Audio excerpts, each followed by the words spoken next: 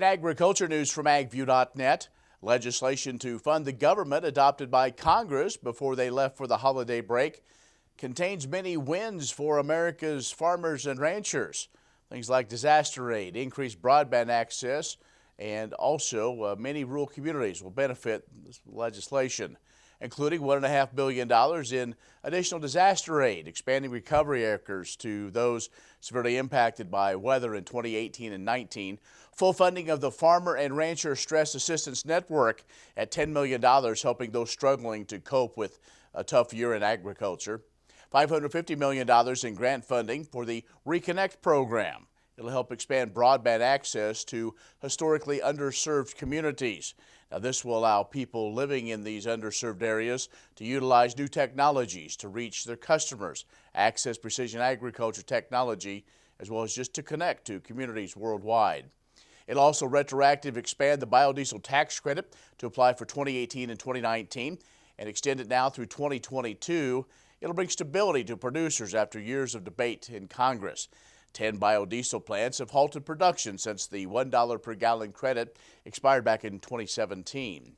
Also, delaying the requirements for implementation of electronic logging devices, ELDs, on those livestock haulers through September 30th of the new year helps safeguard the welfare of livestock during transportation. Well, following that landslide vote to pass the U.S.-Mexico-Canada agreement in the House, the trade deal now heads over to the Senate. A vote's expected early in January, and it could be early in the month even.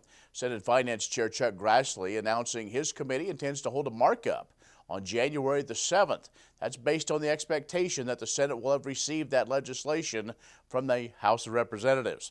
Senate leadership expects they could quickly consider and pass the agreement within just a couple of days, but the Senate must start the year with impeachment trials. Then the vote will come near the end of the month if that takes place. Well, we continue to learn a little bit at a time about the U.S.-China Phase 1 trade deal. U.S. officials state the deal will include additional purchases of U.S. farm products of at least $32 billion over 2 years, and that's over the peak agriculture sales of $24 billion took place in 2017 before this trade war even started.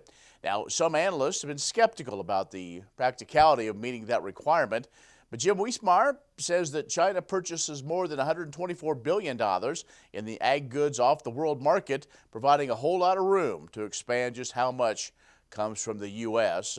Now, reports indicate that fully 1/3 of the 86-page agreement that discusses agriculture, but there are few details yet out to the public.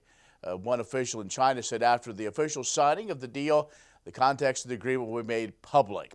So we'll have more on these and other stories online at agview.net. Stay with us. Vice President of the American Farm Bureau joins us when we return.